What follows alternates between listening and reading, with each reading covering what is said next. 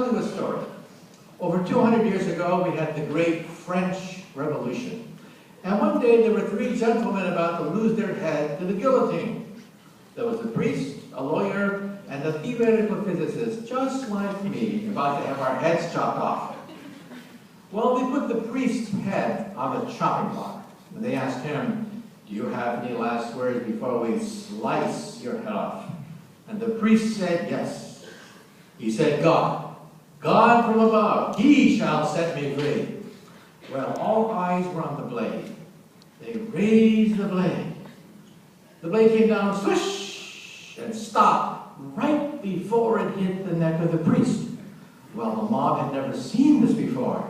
So they said, "Let the priest go, because today God has spoken." And now let's see about the lawyer. Yes, the lawyer.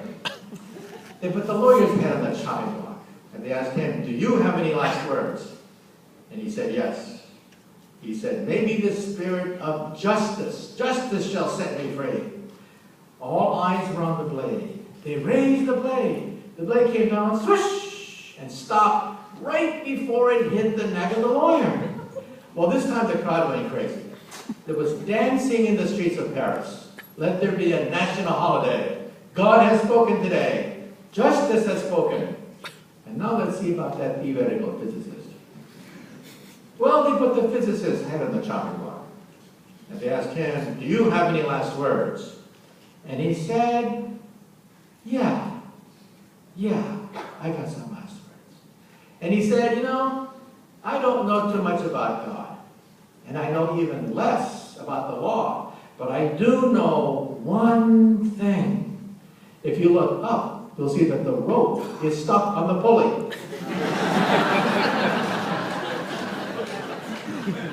And then he said, if you remove the rope, the blade should come down real good. Big mistake. Big mistake. Well, the rope came down, the blade came down, and the poor physicist's head came down.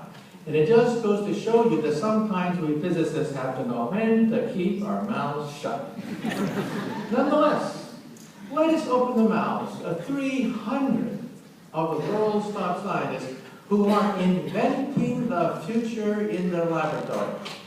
My first New York Times bestseller was Physics of the Impossible. My current book, Physics of the Future, is also on the New York Times bestseller list. This is now a TV program on the Science Channel, sci-fi science, teleportation, telepathy, even psychokinesis and time travel we talk about in this TV program. You know that today we can teleport atoms, we can zap them right across the room, just like in Star Trek. Which leads us to a question. If you can teleport Captain Kirk, then who is this imposter over there? This imposter had the same personality, the same memories as Captain Kirk, and he even sells Priceline. Who is this imposter? Well, let's now talk about the information revolution. Let's talk about the next 20 years, 10, 20 years, and how you are going to be affected. This is Moore's Law.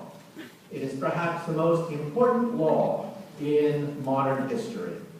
Trillions of dollars of the economy depend on one curve. The wealth of nations depends on one curve. This curve simply says the computer power doubles every 18 months. Look at this. On a log chart, a straight line. This means that when you get a birthday card, and it sings happy birthday to you when you open it up, there's a chip in that birthday card. That chip has more computer power than all the Allied forces of 1945.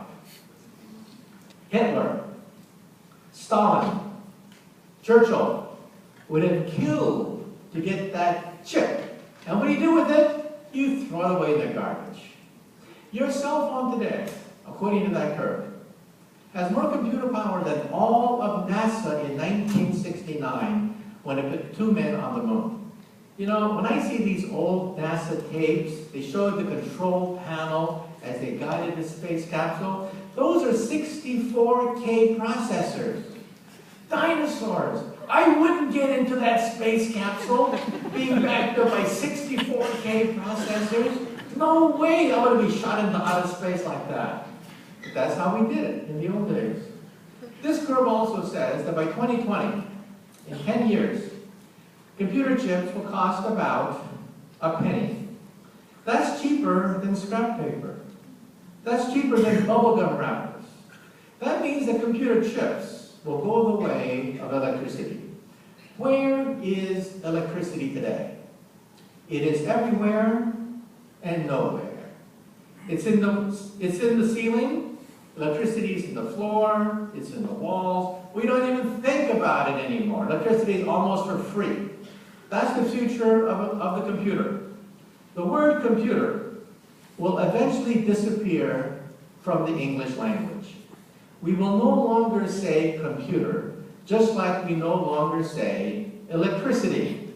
So what happens when computers are everywhere and nowhere, and they cost a penny? Well, every decade, this Moore's law has created a revolution. In the 60s, we had huge mainframe computers the size of a room. Only the military and banks could afford them. In the 70s, mini computers about the size of this podium. In the 80s, we had the PC. In the 90s, we had the internet. In 2000, we had ubiquitous computing. Chips go everywhere. When you put a chip into a typewriter, it becomes a word processor. When you put a chip into a telephone, it becomes an iPhone.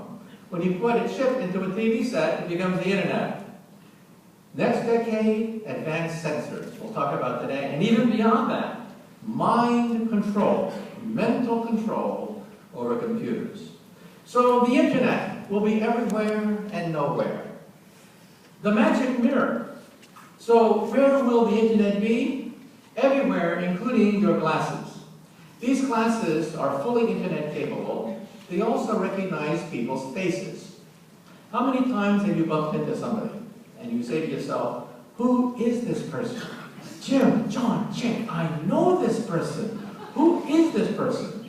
In the future, your glasses will say, it's Jim, stupid. How many times do I have to remind you? This is the third time this year you bumped into Jim. Let's say you graduate from this college. You're at a cocktail party. You're looking for a job. You don't know who the important people are. You don't know who the heavy hitters are. In the future, you will know exactly who to suck up to at any cocktail party. But let's say you don't want to look like a refugee from Star Trek. Children will demand internet everywhere, including their glasses. These glasses also recognize not only people's faces, it prints out your biography next to your image.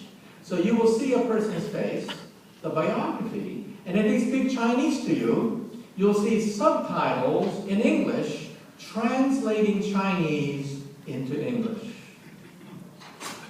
Internet glasses will be beamed right into the retina of your eye. Eventually, fashion models will wear them. It'll be fashionable to have the internet in your glasses. And this is the future of your home office. Let's say you're at the beach and your boss wants to contact you. Your glasses ring, ring, ring. You pick up your glasses and say hello. And it's your home office. Emergency meeting at the home office. You say, no problem. Simply download the meeting to the beach and I will teleconference from the beach. Now there's a problem. Let's say you don't wear glasses.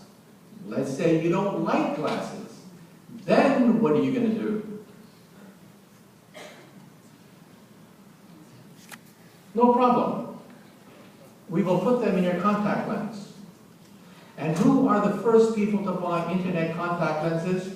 Students studying for final examinations. You will blink, and you will see all the answers to final exams in your contact lens. Who else will buy these things? President Barack Obama. He doesn't have to have those dumb teleprompters anymore. All the lines will be inside his contact lens. Who else will buy these things? Actors and actresses. They will no longer flub their lines. You will no longer flub their lines because you see all